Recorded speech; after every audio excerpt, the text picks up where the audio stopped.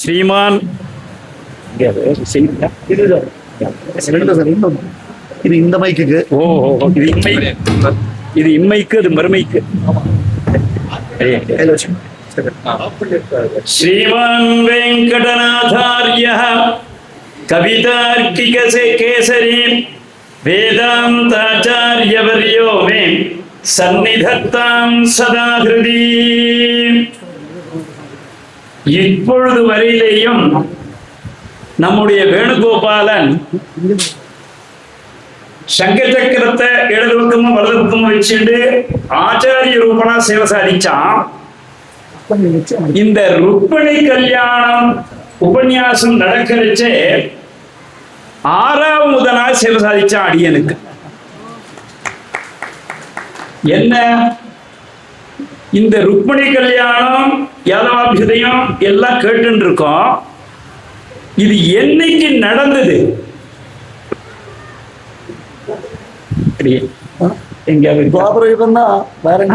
அந்த தினம், அந்த தினம் கிருஷ்ண அவதாரம் துவாபரயுகம் அது இது எல்லாம் நடந்தது. தை மாசம் 1ஆம் தேதி தான் நடந்தது. பிரத்யட்சமா எங்க பாக்க இப்ப இவர் சொன்னதும் அப்படியே பிராட்டியார் புலகாங்கிதம் அடைஞ்சின்றிருந்தா எம்பெருமான் தான் நான் வந்துட்டேனேன்னு சொல்றான். இவளும் சொல்றான், அவளும் பேசிக்கிறான்.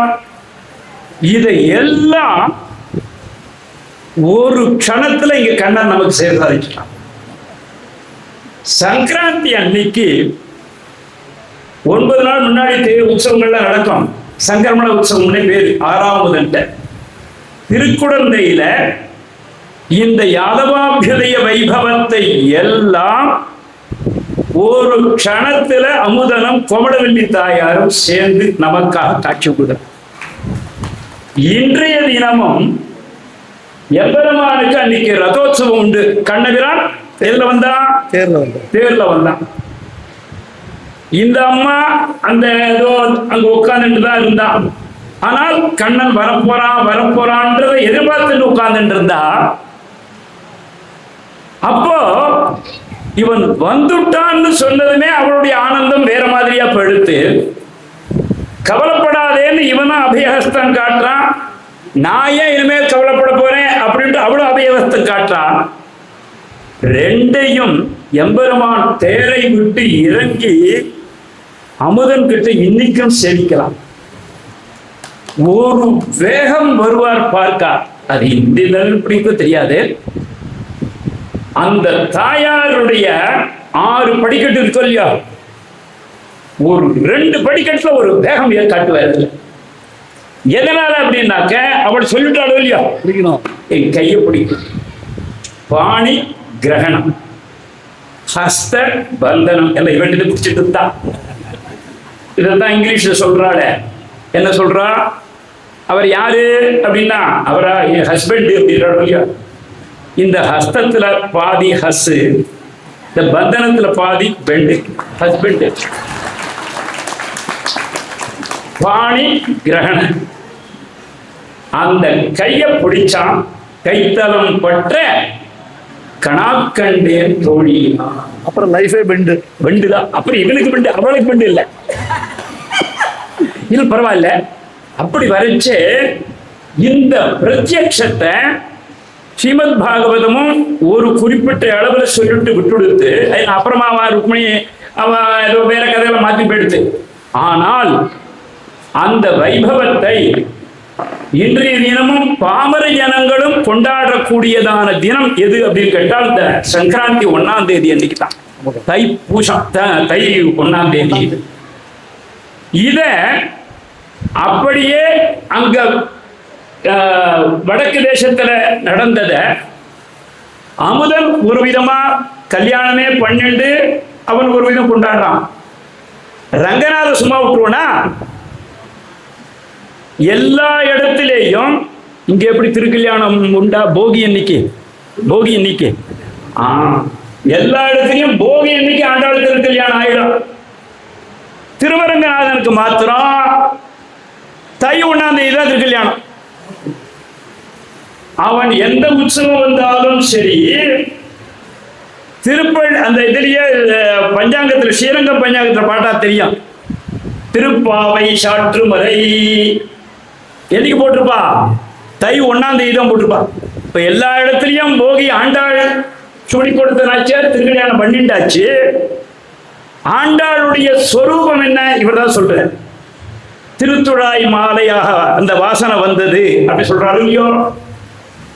அந்த தாயாருடைய அவதார பூமி திருத்துழாய். இன்னைக்கு அந்த திருப்பாவை சாத்துமலை 30 பாசுரமோ ஒவ்வொரு பாசுரமாக அரையர் சேவிக்க சேவிக்க சேவிக்க இவ்வளவு துளசியை எடுத்து ரங்கநாதன் திருவடியில சேர்ப்பா. ஏன்னு கேட்டால் தாயார் கற்கடே பூர்வ பல்குண்யாம் துளசி கானனோத்பவாம் பாண்டியே விஸ்வம்பராம் கோதாம் வந்தே ஸ்ரீ ரங்கநாயகியும். அவன் கண்ணன் நாயகிலாம் சொல்லல, அவன் தான் கண்ணனாதான் அந்த ரங்கநாதன் இருக்கான். அப்போ அந்த துளசியானவள் ஆண்டாள் ரூபமாக வந்தா அந்த ஆண்டாளை இவன் துளசி ரூபமாகவே திருமணம் செய்து கொள்கிறான்.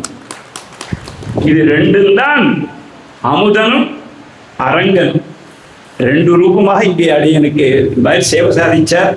இந்த மாதிரி இன்னைக்கு ஒரு பாக்கியம், அதாவது என்னுடைய ஜென்மாவில இவ்வளவு ஒரு பெரிய ஒரு பாக்கியத்தை எபெருமான் அழைத்து வாழ்வித்தவன் சொல்லிட்டு காத்தடைந்து சொல்லிட்டு இருக்கேன். அந்த மாதிரியா இன்னைக்கு சேவிச்சது அவனுடைய சன்னதியில திருக்கல்யாண உற்சவத்தை செவிமெடுத்தது. ஏதோ 2 வார்த்தை சொல்லணும்னு சொன்னார். அது என்ன சரியா தெரியா அதெல்லாம் தெரியாது. ஆனா திருக்குட இந்த மகாத்மியத்துல இது இருக்கு, இப்படிதான் நடந்துட்டார் அப்படின்ட்டு அந்த மாதிரி வரைச்ச அந்த ஆனந்த பாஷ்பத்தினாலேயே அங்க கோமளவல்லி தாயார் அவனுடைய திருவிழியை ஆரம்பிக்கிறாள் அப்படின்னு இருக்கு.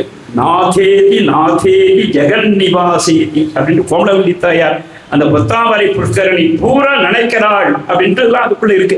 அந்த மாதிரியாக அமுதனம் அரங்கனம் சேர்ந்து இங்க யாதவாபியதத்திய பூர்த்தி பண்ணி ருக்மணி கல்யாணமாக பூர்த்தி பண்ணதுன்றது ஸ்ரீபாஞ்சராத்திராகம விதிப்படிதான் நடந்தது.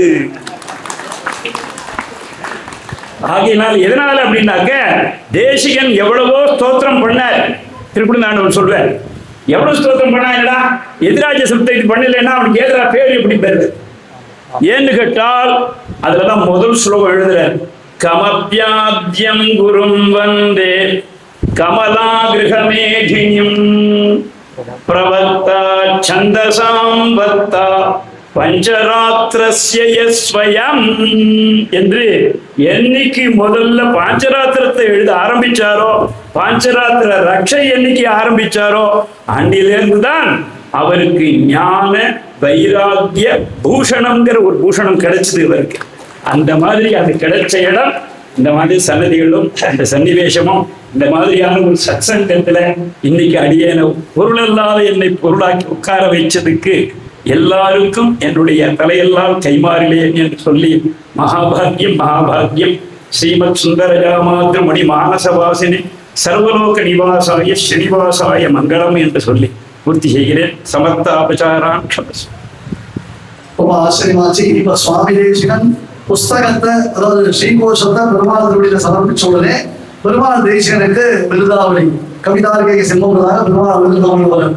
இங்கிருந்து புஸ்தகம் சமர்ப்பிக்கும் பொழுது பெருமாளுக்கு இந்த சுவாமி ஸ்ரீரங்கத்தை பத்தி அமுதனை பத்தி சொன்னாலும் நினைச்சுக்காதீங்களோ, இவர் தேவாதிராஜன் சன்னதியில இருக்காரு.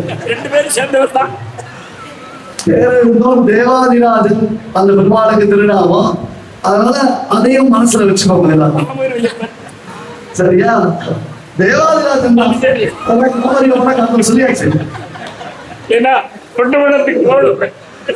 தேவாதிராஜன் அப்படின்றதுனால அதையும் நம்ம சேர்த்தோம்.